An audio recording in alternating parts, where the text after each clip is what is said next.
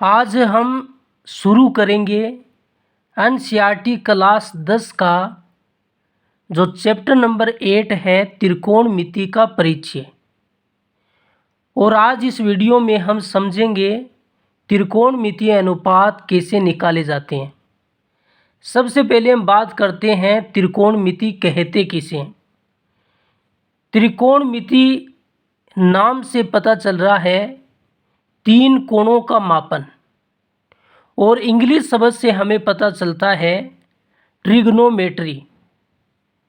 Trigonometry की व्युत्पत्ति Greek शब्दों ट्राई का मतलब है तीन, गोन का मतलब है भुजा, और मेट्रोन जिसका मतलब है मापना। हिंदी का जो शब्द है उसमें तो दिए तीन कोणों का मापन, और इंग्लिश शब्द में तीन भुजाओं का मापन। तो तीन भुजाएं त्रिभुज के अंदर होती है और त्रिभुज के अंदर ही तीन कोण होते हैं। तो त्रिकोणमिति में एक त्रिभुज की भुजाओं और कोणों के बीच के संबंधों का अध्ययन किया जाता है। तो त्रिभुज की भुजा और कोण के बीच में संबंध का अध्ययन किया जाता है, इसे त्रिकोणमिति कहते हैं। अब जो आज का हमारा टॉपिक है त्रिकोणमितीय अनुपात कैसे निकालते हैं। त्रिकोणमितीय अनुपात समकोण त्रिभुज में ही निकाले जाते हैं। समकोण त्रिभुज उसे कहते हैं जिस त्रिभुज के अंदर एक कोण 90 डिग्री का हो। कोई भी त्रिभुज हो, अगर उस त्रिभुज के अंदर एक कोण 90 डिग्री का बन रहा है तो वह समकोण त्रिभुज होगा। इस त्रिभुज के अंदर जो ये कोण बी है ये 90 डिग्री का है, तो ये समकोण त्रिभुज है। और दूसरा त्रिभुज हमने लिया है, उसमें भी जो कोण बी है वो 90 डिग्री का है, तो ये भी समकोण त्रिभुज है। समकोण त्रिभुज के अंदर ही त्रिकोणमितीय अनुपात निकाले जाते हैं। जो कोण 90 डिग्री का है ठीक उसके सामने वाली भुजा कर्ण होती है। यहाँ पर 90 डिग्री का कोण बन रहा है, तो इसके सामने वाली जो भुजा है AC वो कर्ण होगी। अब हमें ज्ञात करना है कि कौन सी भुजा लंब होगी और कौन सी भुजा आधार होगी। अगर आपको दूसरा कोण दिया हुआ है, जैसे हमने इस कोण को थीटा मान लिया, तो ठीक उसके सामने वाली भुजा AB लंब होगी। कोई भी आपको कोण दिया है तो उस कोण के सामने वाली भुजा लंब होगी, लेकिन 90 डिग्री के सामने वाली भुजा कर्ण होगी। अब तीसरी भुजा जो रह चुकी है उसे आधार कहते हैं। जैसे हमने दूसरा समकोण त्रिभुज लिया, उसमें हमने कोण A को थीटा मान लिया, तो कोण A के सामने वाली भुजा जो BC है वो लंब होगी, और ये 90 डिग्री के सामने वाली भुजा कर्ण है, और तीसरी भुजा जो रह चुकी है वो आधार होती है। तो जो भी आपको कोण दिया है उसके ठीक सामने वाली भुजा क्या होगी, लंब होगी, और 90 डिग्री के सामने वाली भुजा कर्ण होगी, और तीसरी भुजा जो रह जाती है वो आधार होती है। इसी समकोण त्रिभुज के अंदर एक प्रमेय होती है जिसे पाइथागोरस प्रमेय कहते हैं। कर्ण का स्क्वायर बराबर लंब का स्क्वायर प्लस आधार का स्क्वायर, ये पाइथागोरस प्रमेय है। इस पाइथागोरस प्रमेय से हम लंब स्क्वायर का मान निकाल सकते हैं, आधार स्क्वायर का मान निकाल सकते हैं। लंब स्क्वायर का मान निकालेंगे तो ये आधार यहाँ पर प्लस का है, उधर जाने पर माइनस का हो गया, तो कर्ण का स्क्वायर माइनस आधार का स्क्वायर।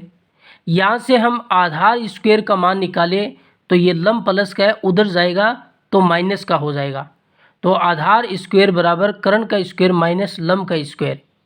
लेकिन पाइथागोरस प्रमेय जो होती है वो एक नंबर वाली ही होती है, कर्ण का स्क्वायर बराबर लंब का स्क्वायर प्लस आधार का स्क्वायर।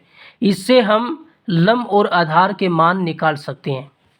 अब हमें त्रिकोणमितीय अनुपात निकालना है, तो आपको एक छोटी सी ट्रिक याद रखनी होगी।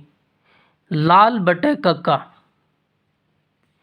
ऊपर लिखना है LAL लाल, और नीचे लिखना है कक्का KKA।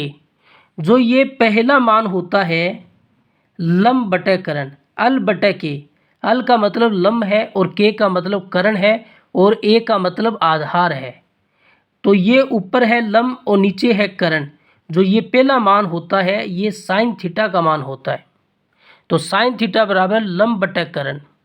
और ये दूसरा जो मान है आधार बटे करण, ए बटे के आधार बटे करण, ये कोस थीटा का मान होता है। और तीसरा जो ये मान है लंब बटे आधार, अल बटे ए, यानी लंब बटे आधार, ये टेन थीटा का मान होता है। इस ट्रिक से आप साइन थीटा, कोस थीटा और टेन थीटा के मान आसानी से ज्ञात कर सकते हैं। हमने टेन थीटा का मान लंब बटे आधार निकाला। अब हम कोट थीटा का मान निकालेंगे। कोट थीटा टेन थीटा का उल्टा होता है, तो कोट थीटा बराबर 1/टेन थीटा, यानी टेन थीटा का जो मान है उसे पलट दीजिए। ऊपर वाली संख्या को नीचे लिख दीजिए और नीचे वाली संख्या को ऊपर लिख दीजिए। तो ये आधार नीचे है तो ऊपर चला जाएगा और लंब ऊपर है तो ये नीचे आ जाएगा, तो यह आधार बटा लंब होगा। फिर हमें सेक थीटा का मान निकालना है। तो सेक थीटा कोस थीटा का उल्टा होता है। सेक थीटा बराबर 1/कोस थीटा। तो कोस थीटा का जो मान है उसे पलट दीजिए, नीचे वाले को ऊपर लिख दीजिए, ऊपर वाले को नीचे लिख दीजिए, तो सेक थीटा का मान आ जाएगा। ये करण नीचे है तो ऊपर चला जाएगा और ये आधार ऊपर है तो नीचे आ जाएगा, तो करण बटा आधार सेक थीटा का मान होगा। फिर हमें कोसेक थीटा का मान निकालना है। तो कोसेक थीटा साइन थीटा का उल्टा होता है। तो कोसेक थीटा बराबर 1/साइन थीटा। जो मान साइन थीटा का है उसे पलट दीजिए।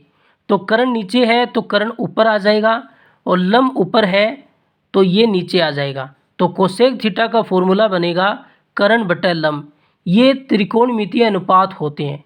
अगले वीडियो में हम इसके एग्जाम्पल करेंगे, किस तरीके से सवाल परीक्षा में पूछे जाते हैं। अगर वीडियो अच्छा लगे तो चैनल को सब्सक्राइब ज़रूर करना।